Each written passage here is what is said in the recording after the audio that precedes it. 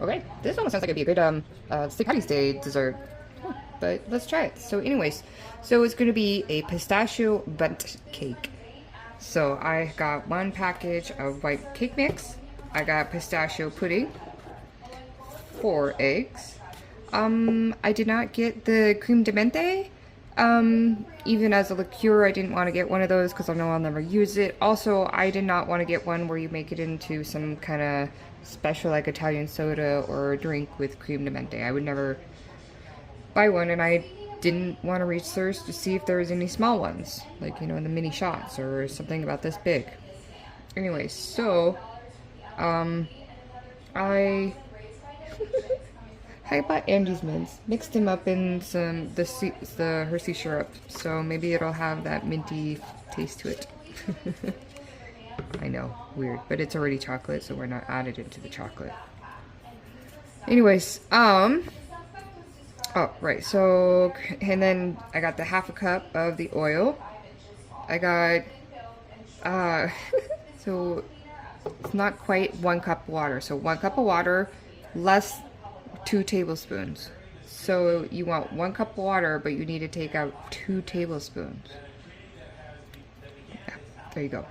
So, and then 2 drops of green food coloring, and then half a cup of the Hershey's chocolate that I added in with the Andes mints. I know it looks so gross. I swear I didn't do anything to it. See, it's just the Andes mints in there, and I mixed it up with the Hershey syrups. Alright, so then it says put in the mix bowl, add pudding, eggs, creme de menthe, probably just all that, oil, water, and coloring. Beat for 2 minutes, grease the bundt cake, it already is, it's kind of already fallen to the bottom. Add half the cup of chocolate syrup to the rest of the batter, blend and pour batter into the bundt cake over first mixture. Do not stir. Wait, I'm sorry, wait, grease the bundt cake, add, oh, and then put 2/3 of the batter into the pan. So I put a little bit, and then the chocolate goes in there, and then I put it, okay, gotcha. Okay, so we will do the cake mix. Okay.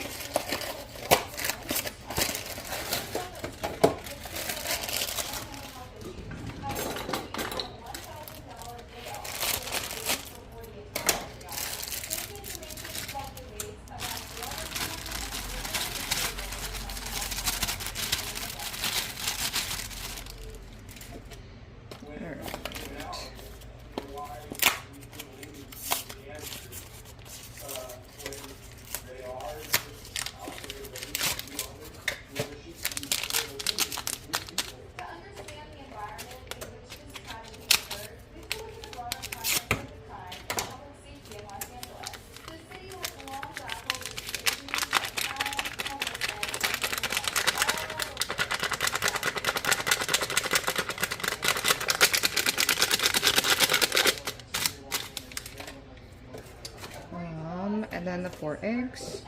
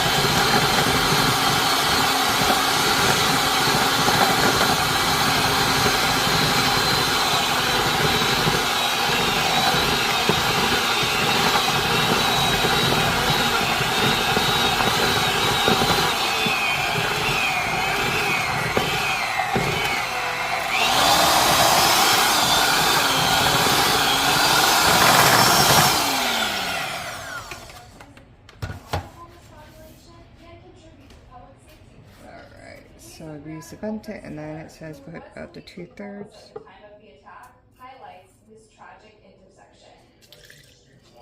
You know, it really helps as I read the directions really well, right?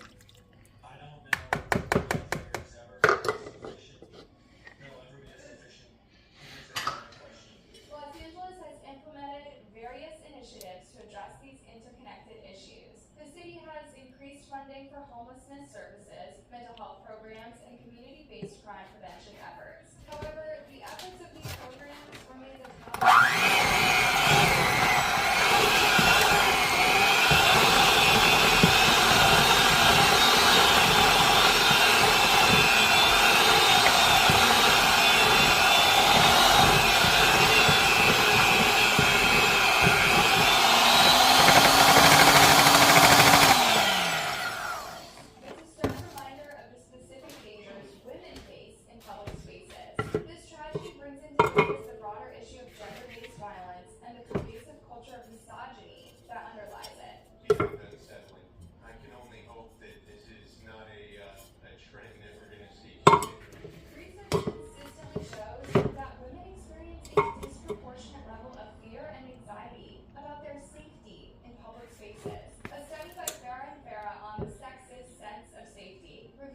Striking disparities in how men and women both perceive and experience safety. 54% of women feel unsafe walking alone at night, compared to only 28% of men. 34% of women avoid going out alone due to safety concerns, while only 16% of men report the same. 55% of women have experienced street harassment versus 31% of men. These statistics highlight a reality where women's freedom of movement and sense of security are significantly compromised compared to their male counterparts. The fear of bundt, whether it's SA, harassment, or other forms of aggression, shapes women's daily decisions and behaviors in ways that men often have to consider. The randomness of the attack that women's work and potential are valued less than men's. Misogyny also appears in the frequent minimization or outright disbelief of women's experiences of harassment and invalidating their trauma and discouraging reporting. The use of gendered insults and language that demeans women further reinforces misogynistic attitudes in everyday discourse. Perhaps most insidiously, it's reflected in the societal expectation that place disproportionate burdens on women for their own safety, implying that the responsibility for preventing violence against women lies with the potential victim, rather than addressing the root cause of such violence. These cultural attitudes create a foundation that can escalate to more severe forms of violence. When women are not seen as fully human or as equal members of society, it becomes easier to justify or overlook violence against them.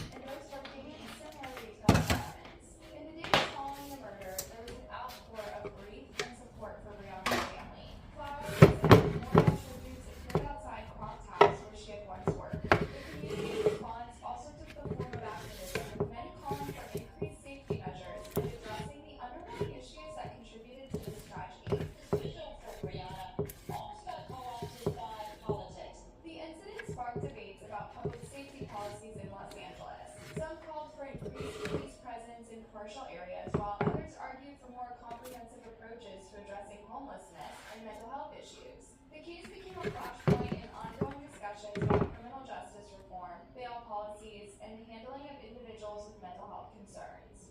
Yeah, we miss it. Only she can't be here.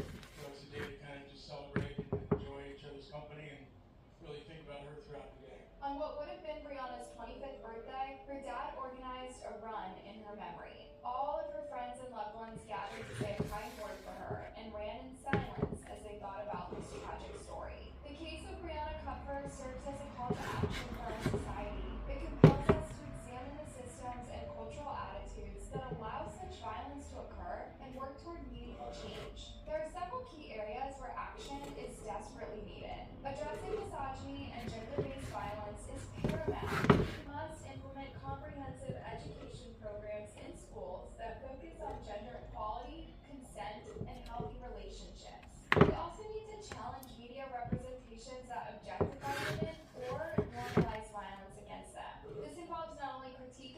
portrayals, but also supporting and creating media that presents women